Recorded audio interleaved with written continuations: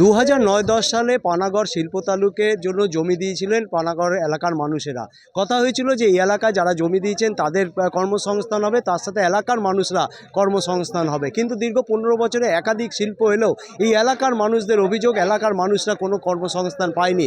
অভিযোগ হচ্ছে অবিলম্বে এলাকার মানুষদেরকে কাজে নিতে হবে।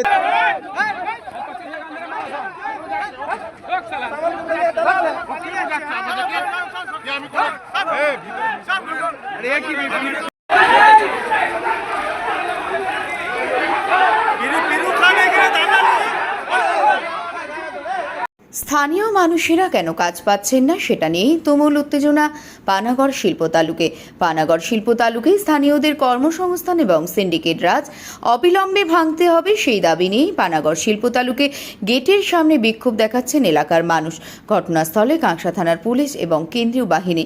এলাকার মানুষের অভিযোগ, পানাগড় শিল্প তালুকে একাধিক কারখানা এলেও জমিদাতা থেকে শুরু করে স্থানীয় বেকার ছেলেদের জন্য কোনো কর্মসংস্থান হয়নি এবং সেখানে তৃণমূল নেতাদের সিন্ডিকেট রাজ এবং শ্রমিকদের কাছ থেকে কাটমানি তোলা হতো। অবিলম্বে বন্ধ করতে হবে এবং সেই সকল তৃণমূল নেতাদের অবিলম্বে গ্রেপ্তারও করতে হবে।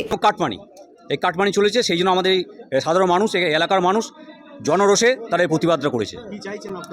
আমরা চাইছি এই গুন্ডারাজ বন্ধ হোক এবং যারা চোর এবং সিন্ডিকেট রাজ চালিয়েছিল সেই পিরু খান, জাফির, শ্যামল কীর্তেনা তারা অ্যারেস্ট হোক এবং সাধারণ যারা মানুষ, যারা গরিব দিনমজুর, যারা জায়গা দিয়েছিল এবং যারা বেকার যুবক আমাদের এই এলাকার, সেই সমস্ত ছেলেমেয়েদের যেন চাকরিটা তারা পায়। হচ্ছে অবিলম্বে এলাকার মানুষদেরকে কাজে নিতে হবে, তার সঙ্গে তৃণমূলের যে সিন্ডিকেট রাজ চলছিল সেই সিন্ডিকেট রাজটাকে বন্ধ করতে হবে এবং তাদেরকে আইনত ব্যবস্থা নিতে হবে। এখন প্রশাসন কি ব্যবস্থা নেয় সেটাই এখন দেখার বিষয় রয়েছে। তবে এলাকার মানুষরা কি বলছেন, এই আন্দোলন কিন্তু তাদের আগামী দিনেও চলবে, যতক্ষণ না স্থানীয় মানুষদের এই পানাগড় শিল্প তালুকে এলাকার মানুষদের কর্মসংস্থান হচ্ছে।